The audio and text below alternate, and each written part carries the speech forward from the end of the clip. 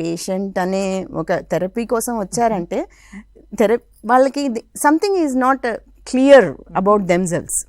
So ఎప్పుడైతే art థెరపీని దాంట్లో ఉపయోగిస్తున్నామో, art థెరపీని మెయిన్గా చేసేదే అదే సెల్ఫ్ ఎక్స్ప్రెషన్ తీసుకొస్తుంది వాళ్ళంతటా వాళ్ళు. సో ఇట్ టేక్స్ ఇప్పుడు జస్ట్ 5 minutesలో 10 minutesలో అవ్వదు. ఆర్ట్ థెరపీ క్లాస్ అంటే it will be 1.5 hour 2 hours span ఉంటుంది ఒక సెషన్కి. సో అలా చాలా సెషన్స్ తీసుకుంటారు. ఒక సెషన్లో వాళ్ళు వర్కౌట్ చేస్తున్నప్పుడు ఫస్ట్ రిలాక్సేషన్ ప్రాక్టీస్ చేస్తారు.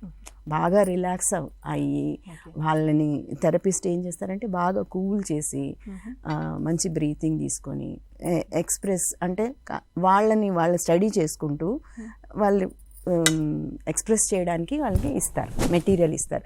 మెటీరియల్ అంటే ఇది ఓన్లీ పెన్ను పెన్సిల్ ఇవే కాదు ఆర్ట్ థెరపీ అంటే. There are so many things. Clay కావచ్చు, కలర్స్ కావచ్చు, పేపర్స్ కావచ్చు. సో అట్లా different things can be used in art therapy.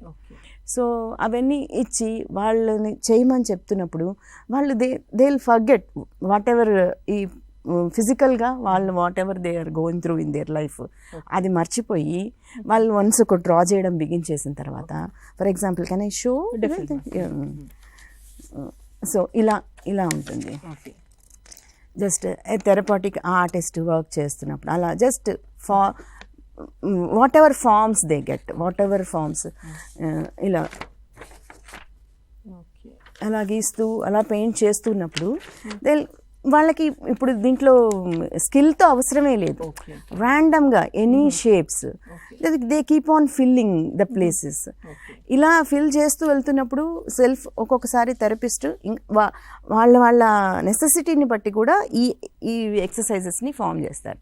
ఒక్కొక్కసారి జస్ట్ బాడీ అవుట్లైన్ ఇచ్చి యూ స్టడీ యువర్ సెల్ఫ్, బాడీలో మీకు ఎక్కడెక్కడ ఎలాంటి పెయిన్ లాగా ఉందా, లేదంటే ఒక్కొక్కసారి psychological pain also sometimes expressed in body parts. ఆ పెయిన్ కూడా వాడికి ఎక్కడో తెలుస్తుంది పేషెంట్కి.